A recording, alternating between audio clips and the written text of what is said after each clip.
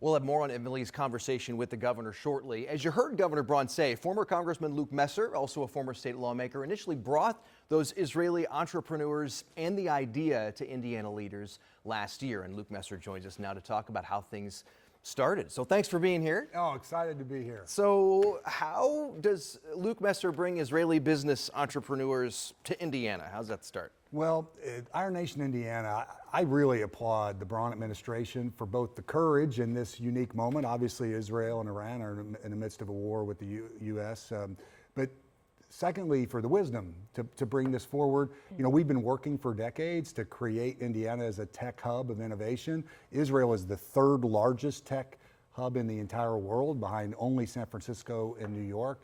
And these companies all have to come to the U.S. market, and they're excited by the opportunity to come to the market in Indiana.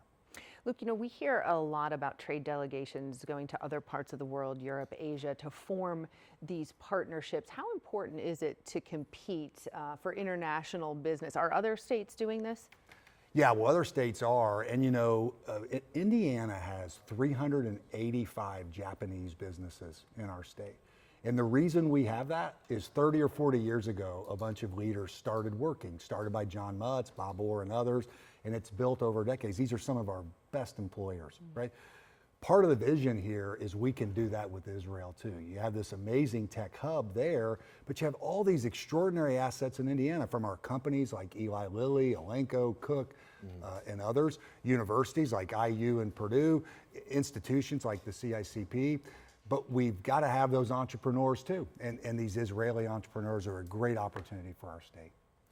How do you address concerns that the partnership is with Israel, given the geopolitical tensions? You mentioned the war. The United Nations has been critical of some of the actions by Israel lately. How do you explain that?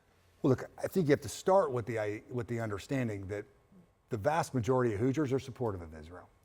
But I think beyond that, trade makes friends. You know, when you're trading with each other, you have a better opportunity to understand each other, and you end up building stronger bonds. Again, back to that Japanese example. We have much stronger bonds with Japan today than we did 40 years ago before those job opportunities come here.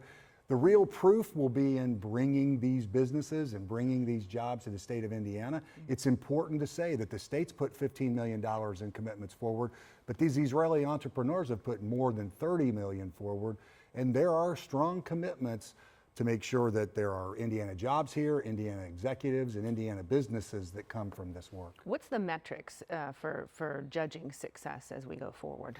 So it's a $60 million fund, and at least half of it, 30 million plus, will be focused on Indiana investment. And those investments have to be U.S. headquarters here, U.S. employees that are based in Indiana, and we'll be looking for Indiana partners that we can do that with. To make this most successful, we'll be partnering with Indiana universities, Indiana businesses, and other Indiana organizations as these companies decide to come here. All right, Luke Messer, good to see you again. Yeah, it's great to be back. Thanks for being here. Thank you. Appreciate it.